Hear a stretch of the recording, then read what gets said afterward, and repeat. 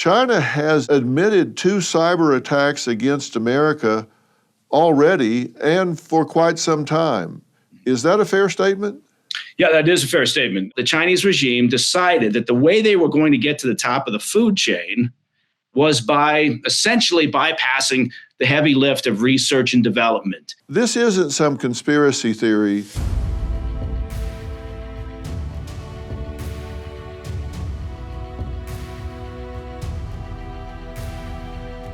Hey everybody, welcome back to the Dr. Phil podcast. I think you're going to learn some things today. Maybe they will be unsettling, maybe they won't. I'll let you decide. If you have not followed, subscribed, and shared, I would appreciate you doing so. Just click the buttons and you know all the things to do. My guest today is Mike Baker. I bet you know him. You've probably seen him. You've certainly heard him speak. He's a man whose career and insights really read like a real-world thriller. Mike has spent 2 decades as a covert operative with the CIA's Operation Directorate tackling counterterrorism, and that includes counter-narcotics, paramilitary operations, and more. I'm talking about in the shadowy corners of the globe.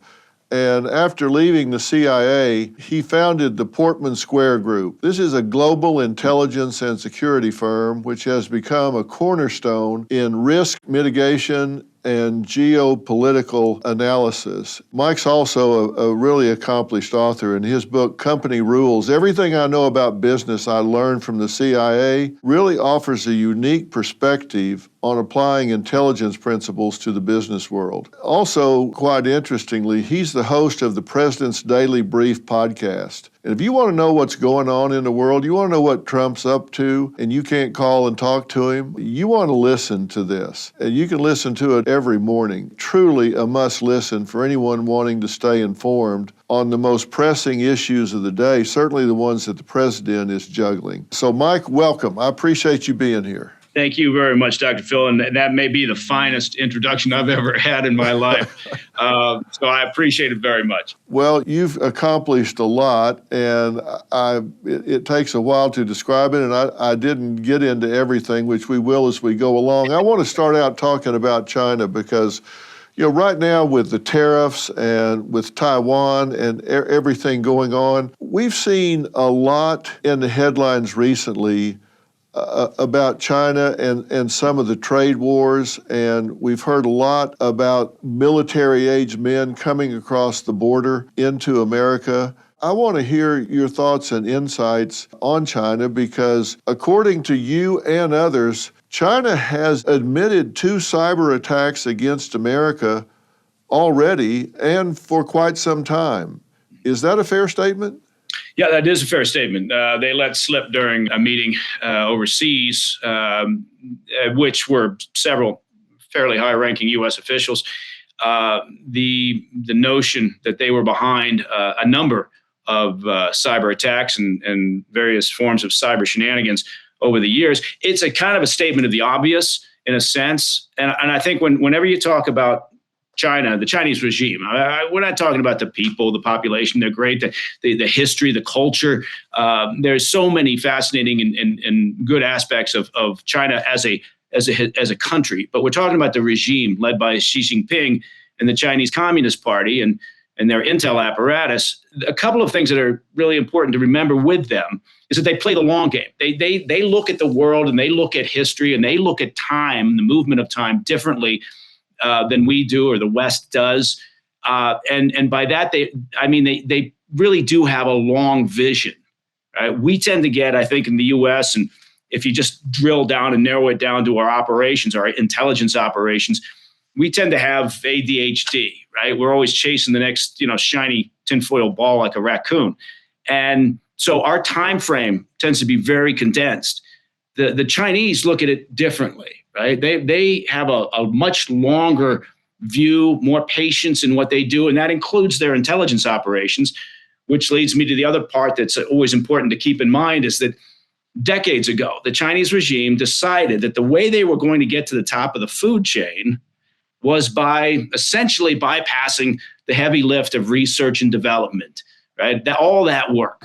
And they were just going to hoover up everything they could get their hands on, and not just from the U.S., but from the West in general, to jumpstart and to bypass the processes of research and development, all the work and the costs that go into that.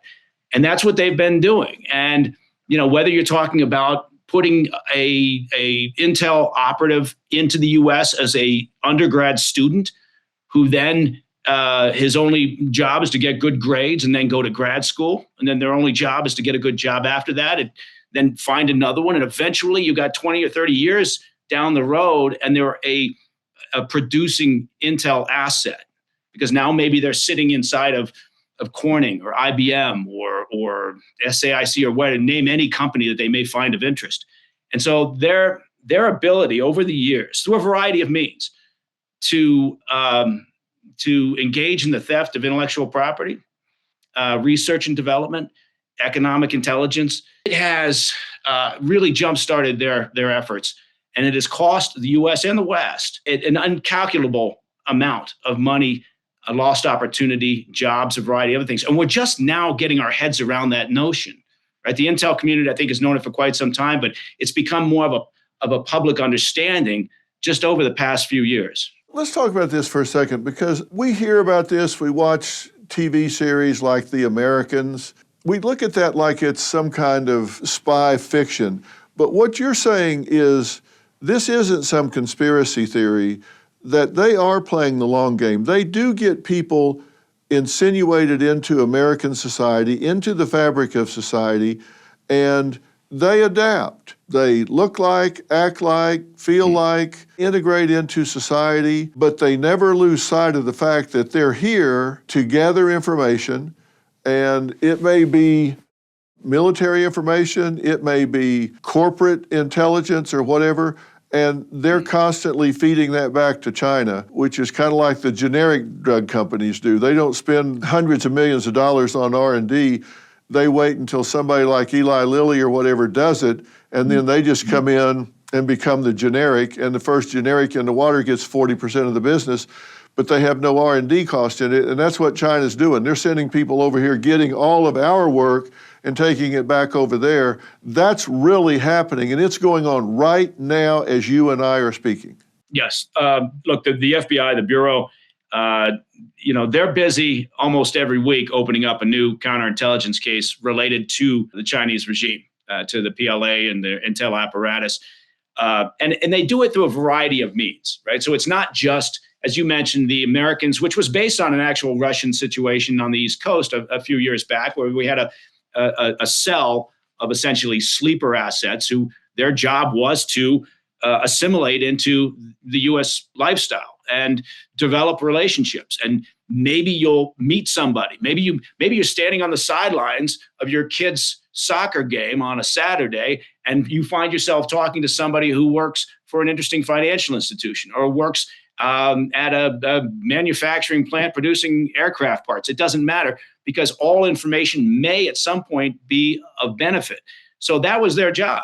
These Russians that were there on the East Coast, they just literally become part of the fabric of society, see who you meet, and see about developing that, and then hand them over to someone who is a little bit further down the line within that Intel organization, to then start to develop and start looking for access points, start looking for weaknesses, start looking for points of leverage. And it could be something very simple. The Chinese regime does the same thing, and they also do a variety of other efforts.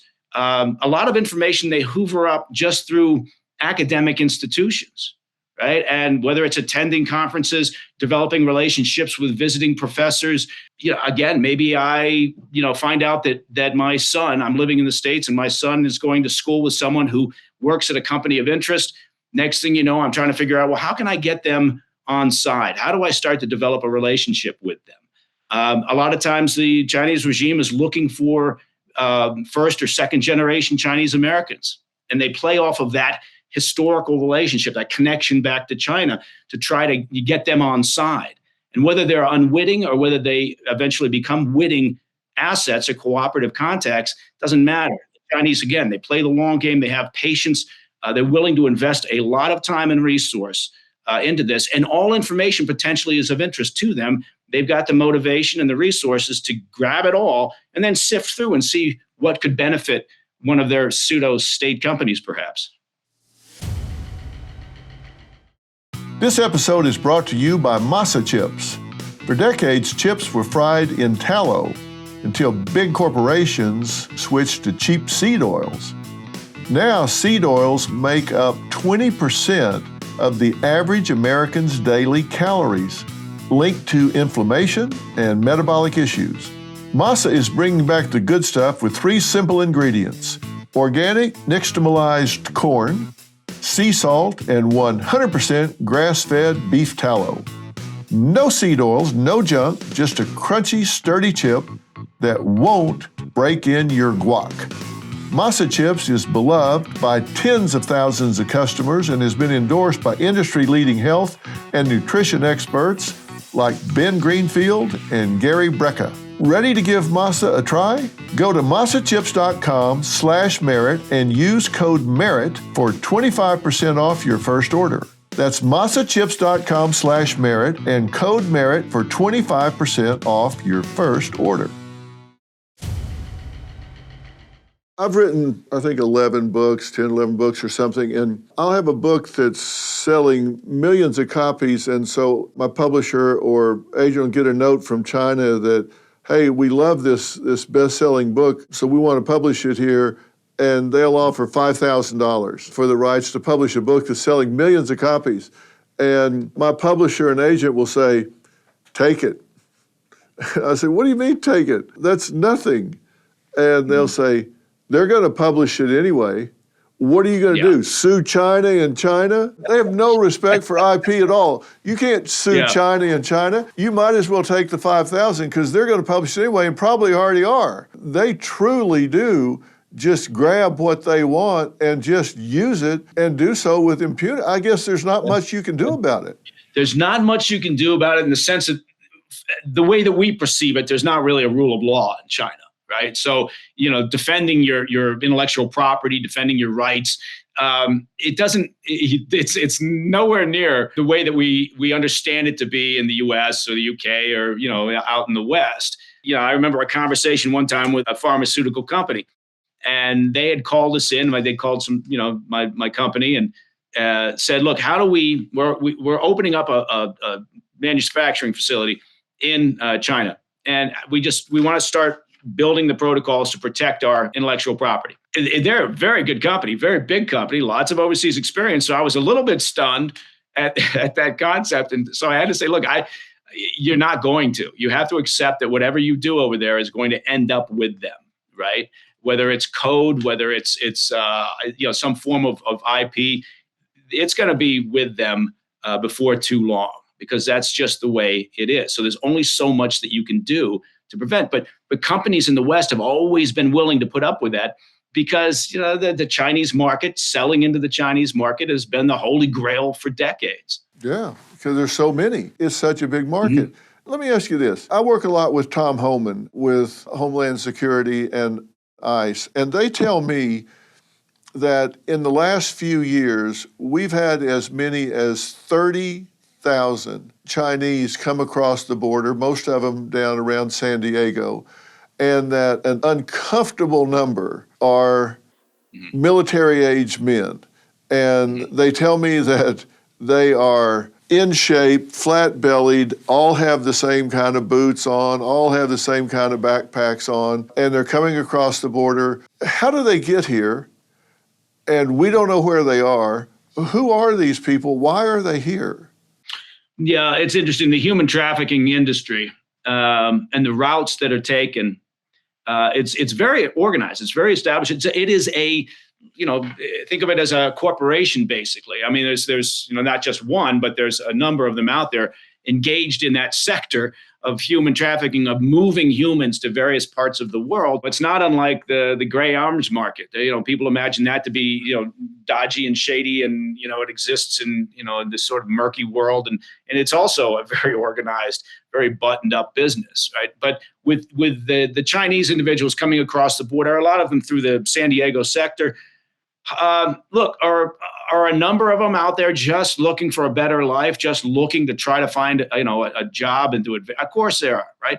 But you would have to be incredibly naive or just willfully partisan to believe that there aren't some that are being sent across to take advantage of that at the time, the chaos of that open border, essentially, to make their way over. And it doesn't take a lot. If you've got, say, the number you cited, 30,000, but doesn't take 30,000 of them to create a national security concern. You could be talking about a dozen or 2 dozen, right, that would do that, because if you only have those few, but they're willing assets of, let's say, the PLA intel apparatus, and their job is to be on the ground and recce or reconnaissance sites that are of interest, infrastructure sites, whatever it may be, and just to provide information, right? Gather information. Maybe that's all it is. People roll their eyes sometimes when you talk about things like this. They go, you're just being, as you pointed out, a conspiracy theorist, right? You're paranoid.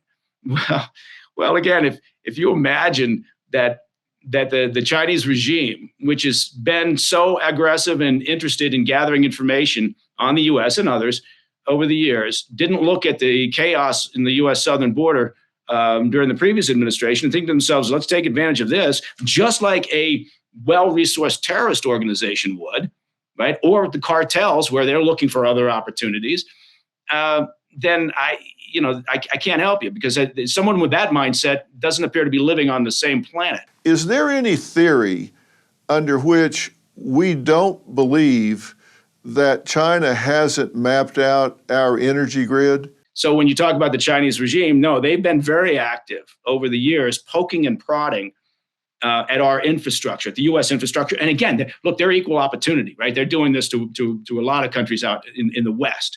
And what they're doing is they're putting together they've already put together a playbook for the next, however you want to call it, the next big global conflict, right? Because at that point, they will have already identified weaknesses in our power grids and our water treatment facilities and transportation hubs, the way that cash moves, the way that fuel moves. They will have identified all the important things on the infrastructure in the U.S. as an example, because if there is, God forbid, knock on wood, whatever you do, if there is that next big global conflict, and say, it's the West against the Chinese, hopefully that never happens, but you got to game out all the scenarios, then the idea will be to bring the pain to the homeland as quickly as possible and change that mindset of the population.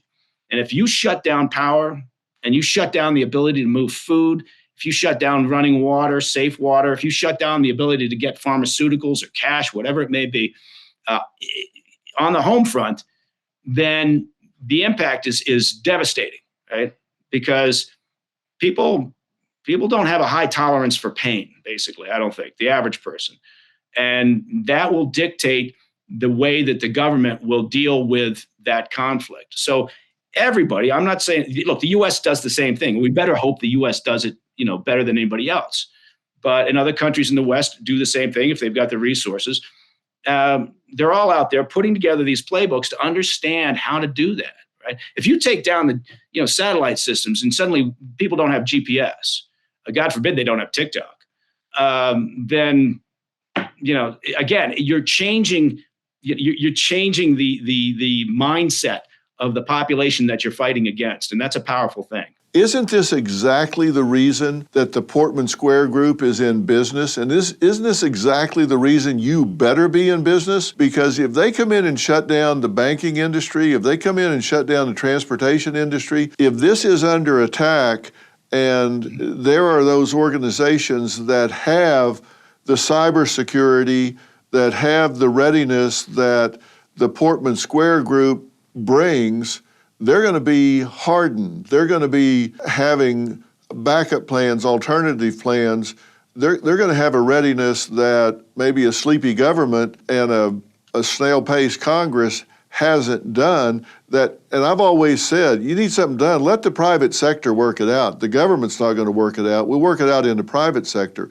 Isn't that exactly why you're in business? Well, it is. Yeah. I mean, you mentioned at the very beginning, and I appreciate it very much. It's the idea of risk mitigation, right? Be proactive. And whether you're talking about, collecting intelligence, collecting information for your business. Look, if you run a multinational corporation, it's not rocket science. If your information, if your understanding of a market or your understanding of your competitors is just that much better, right? Then your success is going to be this much, right? It's fairly simple calculation. And the same is true with sort of the concept of security services. And nowadays, of course, when you talk security, you're almost always talking about cyber. Now, it's a very difficult realm, and there's a lot of companies out there that are working on this. We're certainly not the only ones, but there are groups out there, state groups such as the Chinese regime, the Iranians, North Koreans, the Russians, and also pseudo-state groups, anarchist groups. There's a variety of criminal organizations, and they're all looking to create havoc out there in cyberspace. If you're running a company or a corporation and you don't have this buttoned up, or you're not focused on it, you haven't identified your key information and what you need to protect, and then you haven't identified the best ways to protect it, and tried to make yourself as resilient, you can't minimize the risk down to zero. But you can certainly give it a really good effort to try to get as close to zero as possible. The other side, the hostile side, whoever the perpetrator may be, they're very aggressive and they're oftentimes well-resourced. It's tough. They're always looking for the next, the next opportunity, the next weakness, the next, vulnerable attack point. Yeah, and you're right. The government has gotten better. They were slow getting out of the gate and understanding the importance of this. But as an example, the FBI, they've been working hard over the past few years to develop a better relationship with the commercial sector, to get out there and help them understand where the threats are coming from, and to help them reverse engineer attacks that have happened so that they can prevent the future ones. And so I give the FBI a lot of credit, because they have understood the importance of that dialogue between the commercial sector and the government, and what the capabilities of the government can be to help protect the commercial side. I assume that America is doing the same thing. I assume that U.S. intelligence is mapping out the infrastructure, the energy grid, the cyber status of those that we suspect would do us harm or wish us ill. I assume that we're looking at Korea and China and Russia and others that would try to create chaos in the United States. I assume we're doing the same thing that we suspect them of doing. Yes, and again, the same people out there that view this as a community of nations, and if we didn't do something like that, then everybody else would stop doing it. They tend to roll their eyes and say, "Well, but the U.S. does it too." Well, you better hope that we do. And we do. Look, I'm subjective. This is probably exactly what people would think I'm going to say, but I think the U.S. has the finest intel organization, certainly with the CIA. Look, I'm also partial to the UK's agencies. I think 5 and 6 in the UK are extremely good, very good. I think we, in the U.S. And NSA and some others are the benchmark in this. And yes, we have been doing that, because it's not just for defensive purposes. It's for that potential scenario down the road. And you better hope, as a citizen of the country that you live in, that your country is prepared for a potential problem, because just like with another pandemic, we'll have another pandemic. Yes, we'll have another conflict. It's just, unfortunately, it appears to be human nature. We are in the midst of a brutal allergy season. According to experts, it is longer and more severe than in years past. For many of us, that means sleepless nights, tossing, turning, and sneezing, and the dreaded postnasal drip. That's not even half of it. But there is a solution: Sambrosa night syrups. It's effective. Try it and get your best night's sleep. If you watched my town hall with RFK Jr., then you know Sambrosa is sponsoring Merit TV's Make America Healthy Again campaign. That's because Sambrosa contains no dyes, synthetic colors, or artificial flavors, and no high fructose corn syrup. Just a base of nutrient-rich honey and 7 organic herbs and a small dose of antihistamine that will have you sleeping like a baby.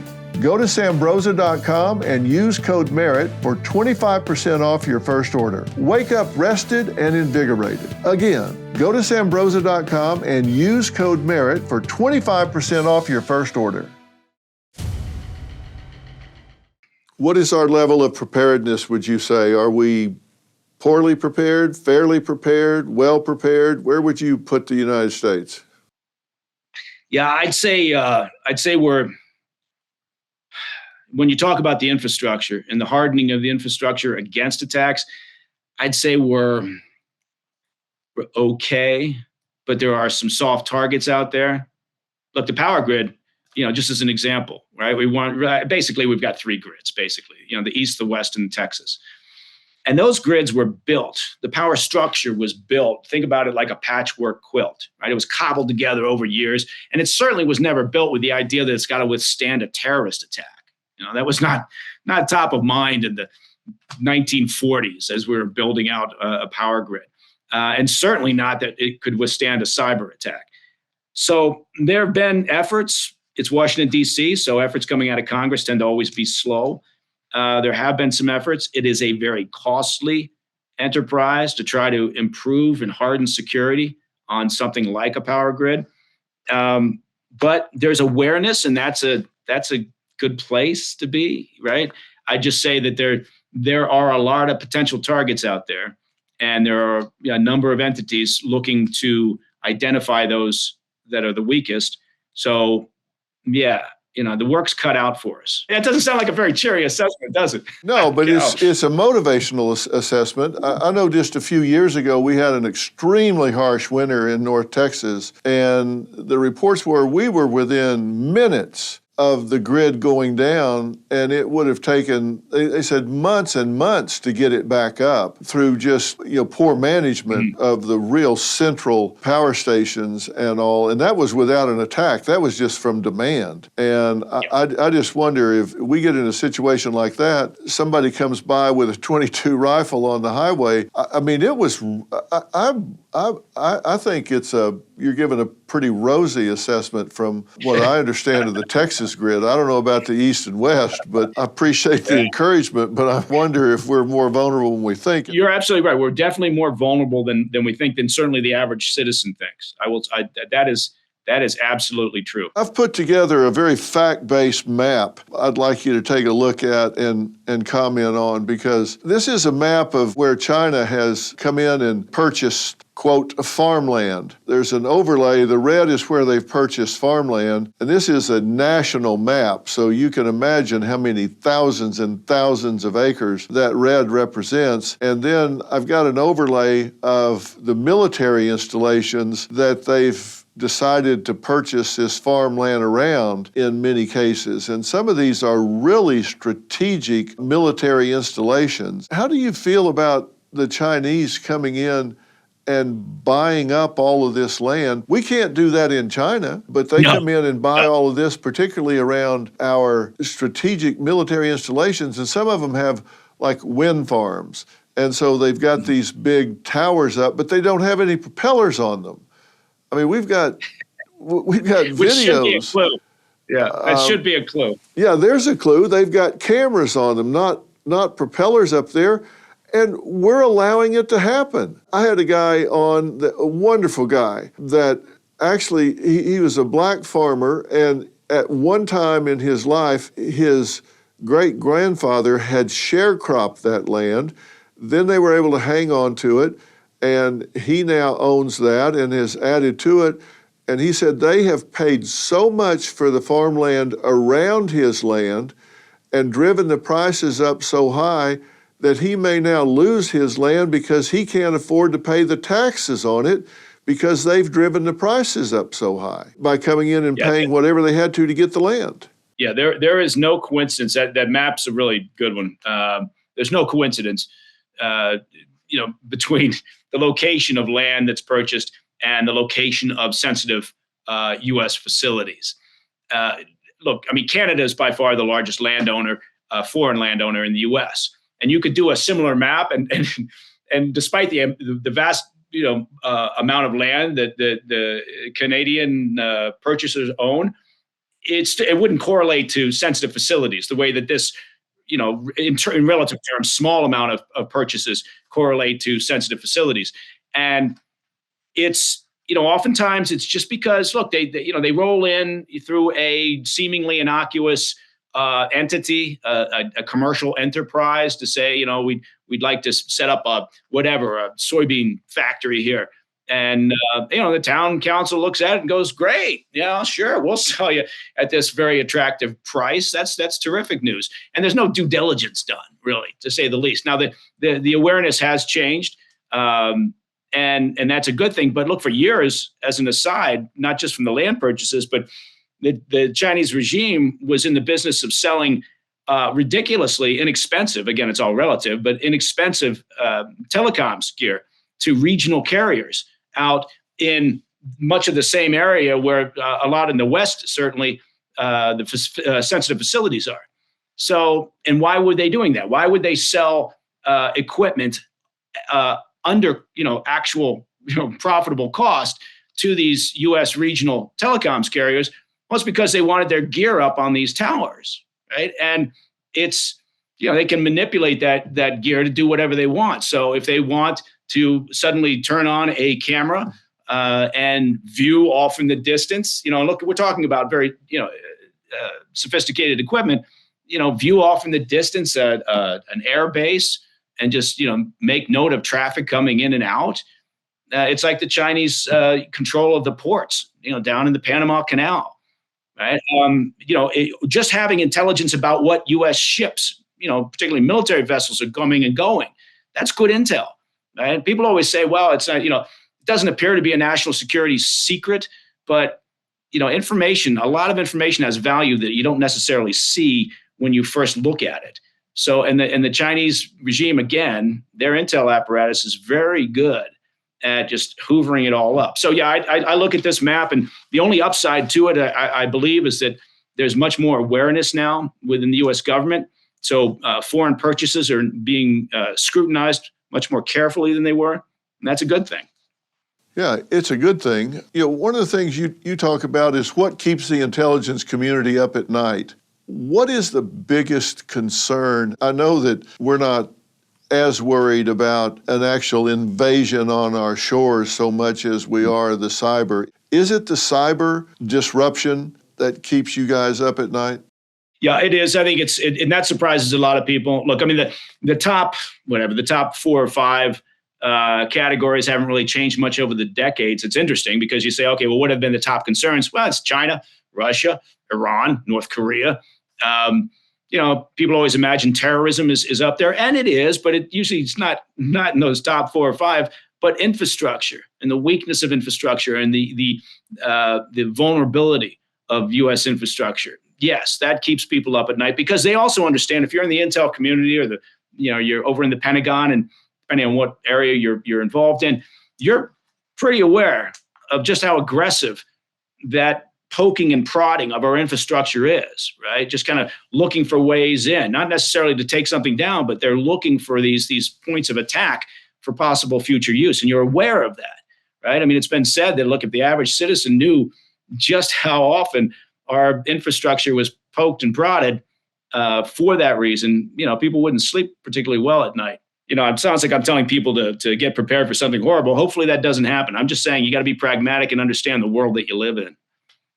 Is there, clearly you're not telling everybody to go dig a bunker in their backyard and No. start stockpiling beans and rice and water, but it does make sense to have some degree of readiness if we get a huge cyber attack where you can't move money around, where you don't have communications, where you don't have all of the technology that we do now. Is it paranoid to have a degree of readiness beyond what we have now? Because for most people, it's zero. If you're building a condo inside of a bunker, then yeah, maybe it's paranoid. But I think it's just common sense to be somewhat realistic and somewhat prepared. I mean, just for the logical things. It could be a natural disaster. It could be the fires, right, in California. It could be, as you mentioned, the grid goes down in Texas because it's a weather crisis. But just be, somewhat aware that you should have the basics. And it's not rocket science. I think most people can figure out what they should have, a week or 2 weeks of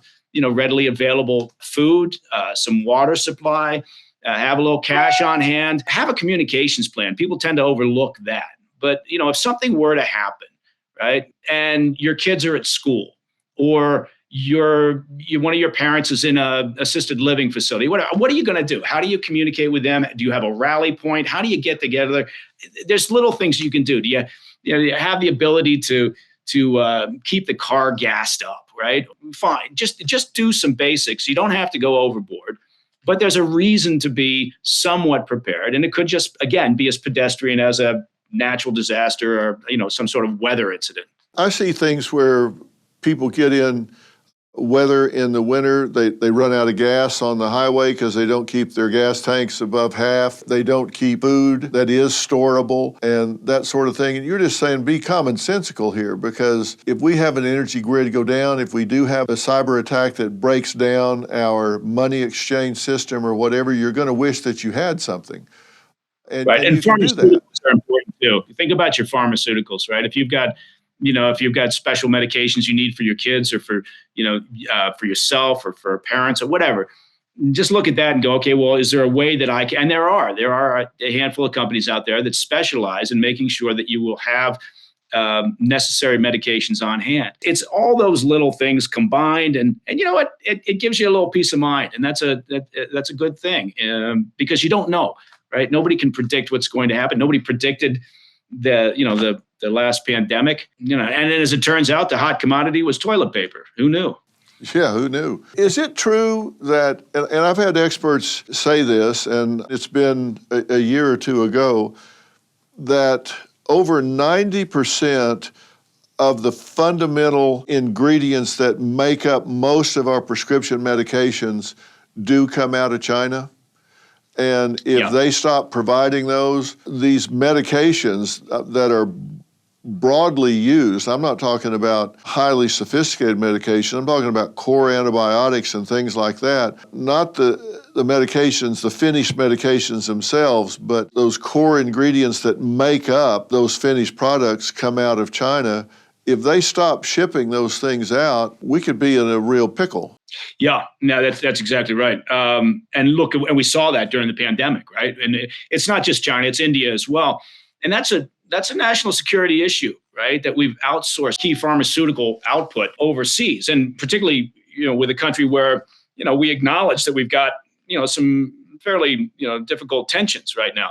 So, it's something that when they talk about onshoring, bringing manufacturing production back to the U.S., I always think, that's a great idea. Let's start with pharmaceuticals, right? Because I tell you what, if we have a global conflict, people are going to want their lorazepam or their Xanax or whatever. They're going to be very disappointed if they find out they can't get it. Yeah, that just seems like a vulnerability that you don't think about every day, but that's something we could be in real trouble if we get into a stalemate of some sort. You talk about the time that you were at the CIA, and you said, I was there at a terrific time in terms of the variety of operations we were engaged in, and they gave us a lot of responsibility. And at that time, we still had a real risk appetite, and it's kind of changed a bit now. How has it changed? Look, there was always a risk versus gain calculation at the agency, right? When I was there, even before then, you always have these conversations. There then came a period of time where the agency was just getting its backside kicked constantly by Capitol Hill. And when that happens, say, let's look at the global war on terror and the interrogation program, right? When that happens, you basically, maybe without intention, you develop a level of management that just says, I don't want this trouble, right? I don't need this. So a good watch is when nothing bad happens on my watch. And in the intel world and operational world, that means typically you're not doing much, right? Because there's always potential for blowback. You just have to assess the what that could be and whether the potential gain is worth it, right? And that's an important calculation. You have to know your risk appetite. I'm just saying that I believe over the years, the risk appetite has gone down because the agency has been kicked around so much. Sometimes fine, sometimes rightly so. But that has an impact on an organization's risk appetite. And the CIA, if nothing else, is a risk-taking organization. And if you don't want it to engage in risk-taking, then you might as well shut it down and then just sit around and hope for the best and hope that those people that think we live in a peaceful, community of nations are right. But I think we'll find out the opposite. Well, I think we're already finding out the opposite, aren't we? Yeah. Everything that you talk about in this book, and it did not seem to me like a stretch at all. You say you're taking everything you learned in the intelligence community and applying it to business. In fact, your subtitle, it's Company Rules, or Everything I Know About Business I Learned from the CIA. And people can say, well, that's a stretch. How do you go from that one world to the corporate world? That didn't seem like a stretch to me at all. In fact, that seemed like such a common sense move and not at all a big jump. In fact, you talk about some of the lessons included. Number one that I pulled out of it was define your mission. You say if you're going to be in business, you got to start out. You better know where you're going when you start. Define your mission. Talk about that a little bit. Yeah, that is really critical. Whether you're a new recruit to the agency or whether you've just joined a company, right? And if you're the CEO of that company or you're running that business, you need to define the mission, because you can't assume that people understand what your mission is. And your mission shouldn't be, if you're running a business, it shouldn't be, well, our mission is to make money, right? No, we've got to drill down a little bit deeper than that.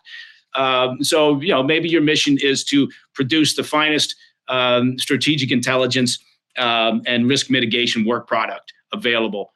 Okay, fine. Now you're getting somewhere.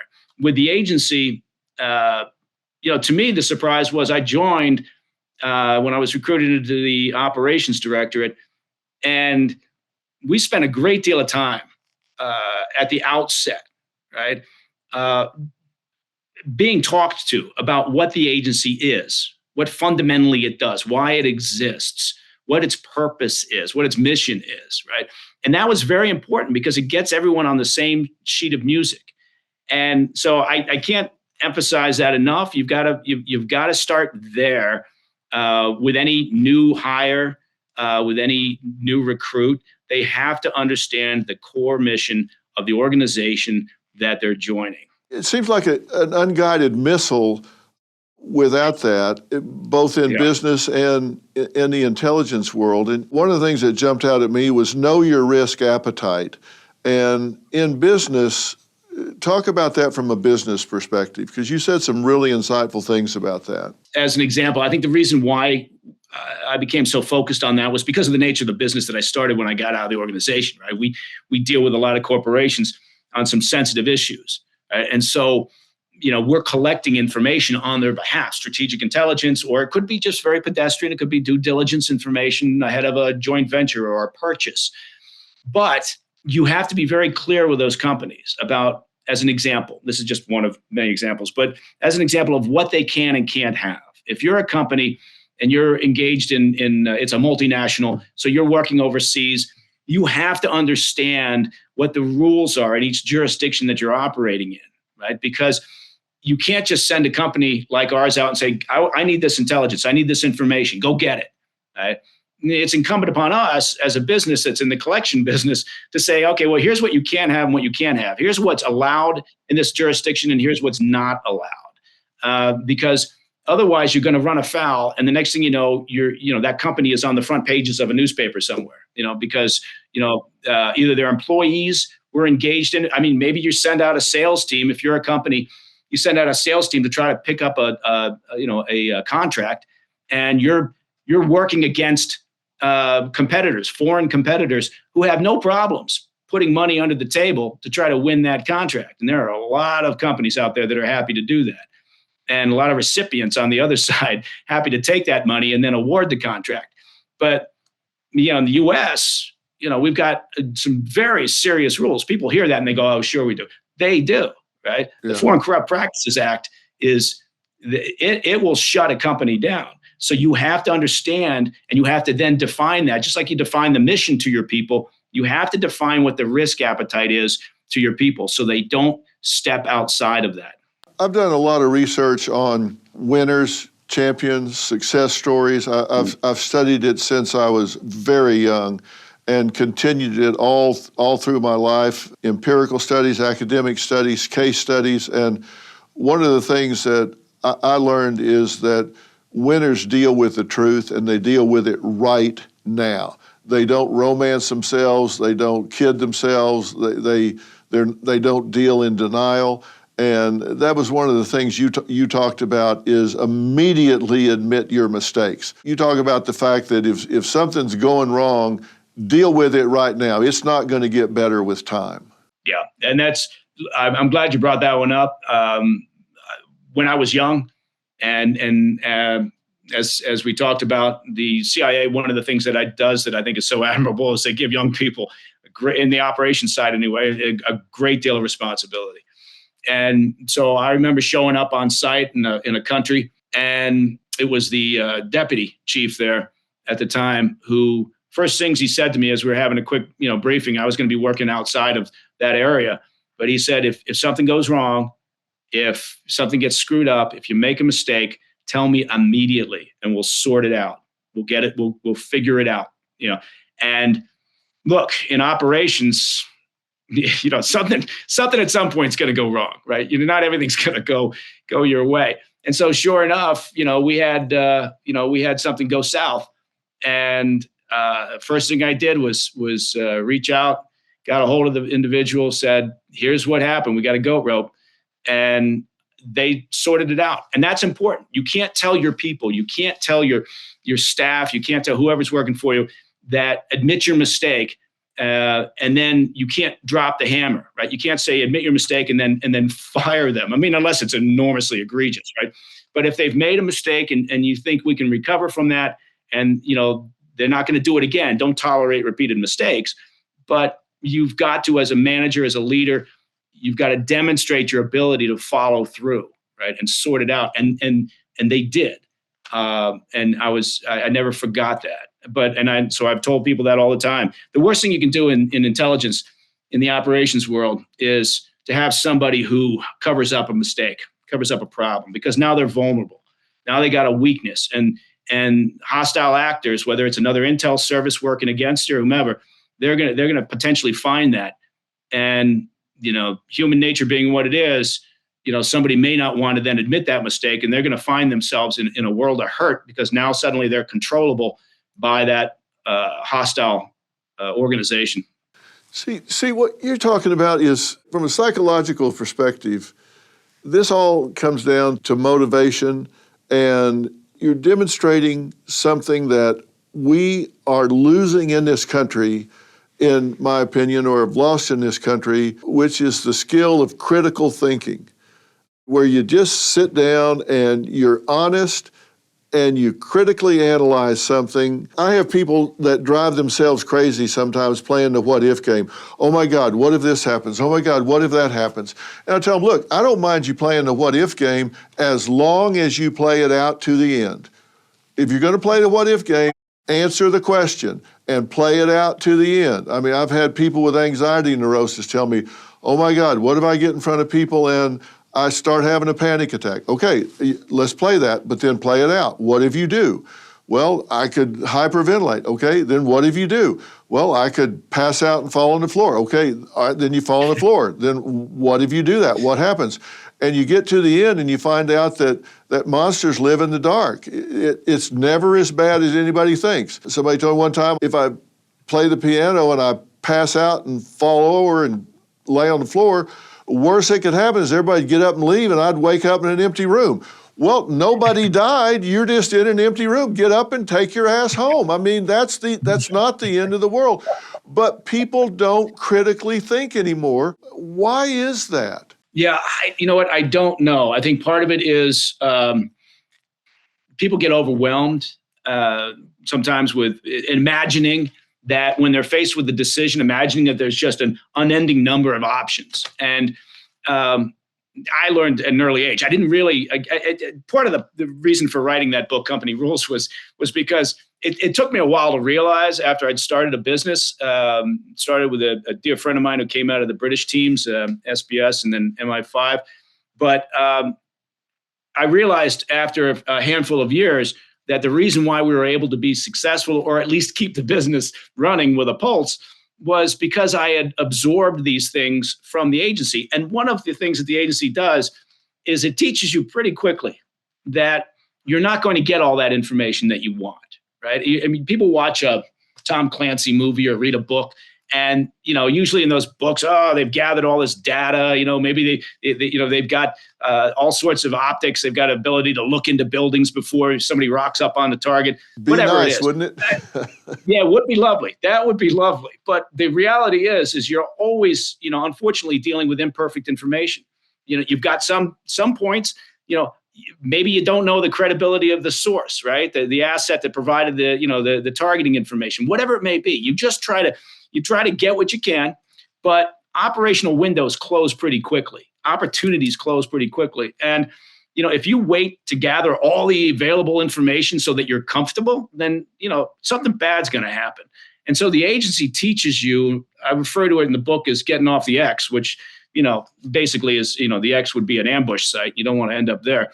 But the idea is you need to make decisions, and you need to learn to do that with imperfect intelligence or imperfect information, right? You do what you can, but you gotta eventually unass the sofa and get busy.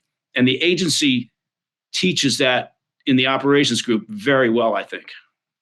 Yeah, you go with what you got. Frankly, I worry more about self-inflicted wounds at this point than I do wounds from the outside. I go on these college campuses and see these kids marching with a banner that says "Gays for Gaza." Seriously? Listen, Yeah. who sat It's down like and thought their way KFC. through that? Yeah, I know. I think part of it is, look, you understand the human nature a lot than I'll ever will. But I think what happens, this is my theory anyway, and it's probably, you can shoot holes in it, but I think that every generation wants it easier for their kids. My parents were fantastic. Like my dad's they're deceased, but my dad was the best man I'll ever know, hands down. And they came out of very tough times. My mom was born 1919. My dad was born 1920. And they wanted a better life for their kids. Right? Now, their parents came out of even more difficult times. They wanted it better for my parents. And it goes on, right? I want a great life for our kids. I think eventually you get to diminishing returns, right? And you create a society or an environment where, no time is spent hunting for food or clean water. And you've got just endless hours to sit around staring at your navel, developing angst over completely useless things. And so I think that may be part of the problem. Yeah, I've got a story I was looking at today where some parents sued the school because their kid lost a spelling bee. And I'm like, Yeah. you got to be shitting me. I really worry about what's going to happen if you have a real problem. Yeah. I mean, seriously. Dr. Phil, my wife, who's the smartest person I know, I completely outkicked my coverage when it came to marrying my wife. But she has a theory that I think is absolutely correct, and that is that the C students run the world, right? You may want that A student to write some code, but the person running the company will be a C student because they've experienced failure or something near failure. And they get through university, whatever it may be, and they've had to deal with problems.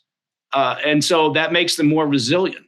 It's those parents that coddle their kids and tell them their entire, childhood that they're just the greatest and the best.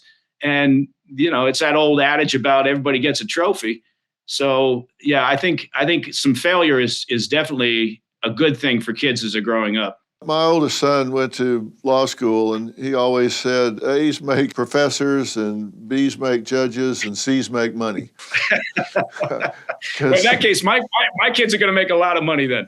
Yeah. I got that going for us. I always told my kids, I'd rather you make B's and have friends and a personality and play sports and get along in life than sit back in your room as a noodle neck and make A pluses. And Fortunately, they did both, so it worked out okay. You got to have some balance, but we've just lost the ability to hold ourselves to a standard, think critically, and get up and dust ourselves off and go on. So I love the way you've approached this, and I love the book, and you've got a lot of common sense in this, and you're very action-oriented about it, and that's why I love this. And, People listening, I'm telling you, the book is Company Rules. You can get it as an ebook, which means you can get it right now while you're on listening to this. You can get it right now. It's called Company Rules, or Everything I Know About Business I Learned from the CIA. How often do you get somebody that's willing to sit down and share with you not only their training but experiences from such a high-level organization, and somebody that's got the experiences of being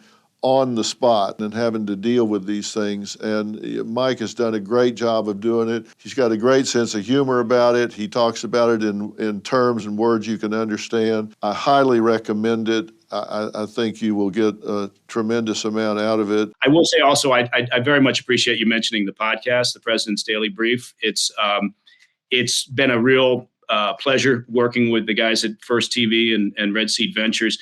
It's literally 20 minutes in the morning, 10 minutes in the afternoon. And the idea has always been just talk about the news. Don't tell people how to think about it, right? Tell them what are the critical stories around the globe and let them think about it the way they will. So this is kind of an old school, here's the news, here's what's happened, and Bob's your uncle. And so it's been a real pleasure working with the guys on this. Well, that's the way you do it. You don't spin it, you just report it. The podcast is the President's Daily Brief with Mike Baker, and you need to subscribe and follow. You can do 20 minutes in the morning and 10 minutes in the afternoon, and you're going to know a hell of a lot more than your neighbors do who are reading the legacy media that are telling them what they want them to think. Mike is going to tell you what happened. He's going to give you the facts and then let you make up your mind whether it's good news or bad news. He's going to give you the facts so you know what happened. The legacy media is going to tell you what they want you to think about what happened. He's going to tell you what actually happened and respect you enough to make up your own mind. It's the President's Daily Brief with Mike Baker. So you need to subscribe and follow and make it part of your morning and then hit it again in the afternoon because stuff happens during the day. It's highly successful, and you'll find out as soon as you click the button, subscribe, and listen. Very much appreciated, Dr. Phil. Thank you for that. And again, thank you for the opportunity. This has been, I don't know another word to use, but it's just been delightful. Well, let's do it again, okay? Absolutely, man. We talked about one or two things. I've got 8 or 10 on my list just for today, so we'll have to do this again. Excellent. All right, we'll talk soon. Thanks so much. Thank you, sir.